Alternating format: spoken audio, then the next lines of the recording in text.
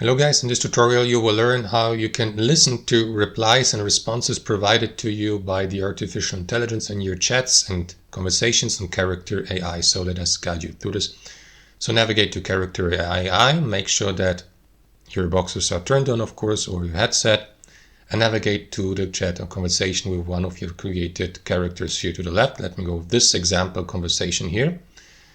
And then guys, you will see the chat history here of your conversation. Now you may listen to the given response if you don't like reading it by clicking into that play button here. And now I'm not going to do this due to copyright reasons, but you may do that here, and that's basically it. After that, the artificial intelligence will read the response out loud for you. You may choose to change the voice here to the right as well. Make sure that you turn the voice on here as well. Now for copyright reasons I can't do this right now, but that's how you change the voice you would like to listen to here. That's it guys. Thanks for watching, and I'll see you next time.